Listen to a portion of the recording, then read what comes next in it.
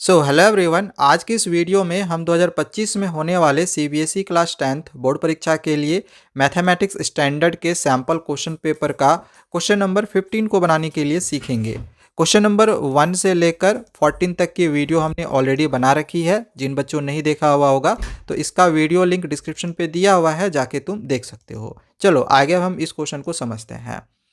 Question में दिया गया है कि the point on the x axis nearest to the point -4 -5 is.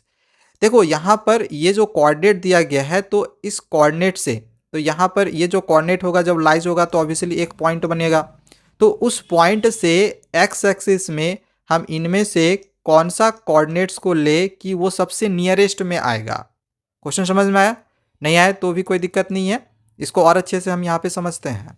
देखो -4 और -5 यहाँ पे कहाँ पे प्लॉट होगा, तो यहाँ पे ये देखो -4 है, यहाँ पे -5 है, तो लगभग इधर पर ये पॉइंट जो है लाइज करेगा। ठीक है, -4 और -5। तो क्वेश्चन यहाँ पर यही दिया गया था कि इस पॉइंट से इस एक्स एक्सिस में हम इनमें से कौन सा पॉइंट ले, कौन सा इसमें से कोऑर्डिनेट ले कि वो सबसे नियरेस्ट लाइज होगा, सबसे नियरेस्ट में आएगा। अब जैसे अगर हम 0 0 की बात करें तो 0 0 कहाँ लाइज करेगा, यहाँ पर। -4 और 0 की बात करें तो ये कहाँ पे लाइज करेगा, यहाँ पर। -5 और 0 की बात करें तो ये यहाँ पर लाइज करेगा। और √41 और 0, देखो √41 6 6 जा 36 होगा, तो 6 के बाद ही लाइज करेगा, लगभग इधर लाइज करेगा। ठीक है, तो अब सोचो कि इसमें सबसे नियरेस्ट पॉइंट यहाँ से कौन सा होगा, सबसे नियरेस्ट में लाइन कहाँ पे बनेगा। देखो सबसे पहला पॉइंट यहाँ पे आया था, तो यहाँ से यहाँ इसको हम ज्वाइन कर लेते हैं। ठीक है, फिर इसको हम यहाँ से यहाँ पे सेकेंड पॉइंट को ज्वाइन कर लेते हैं, जो कि -4 और 0 था। फिर थर्ड वाला -5 और 0 यहाँ पे हुआ था, तो इसको हम यहाँ से इसे ज्वाइन कर लिए, और ये जो पॉइंट बच गया इसको हम यहाँ से ऐसे ज्वाइन कर लिए। आप जरा सोचो कि इसमें से सबसे छोटा लाइन तुम्हें कौन सा दिखाई दे रहा है। तो ये तो भाई सबसे बड़ा हो गया, इससे बड़ा ये हो गया, इससे बड़ा ये होगा, सबसे छोटा लाइन तो यही है ना।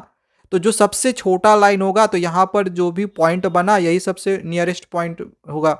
यानी ऑब्वियसली ये जो कोऑर्डिनेट था ये कितना था, -4 और 0, तो यही मेरा राइट आंसर होगा, -4 और 0।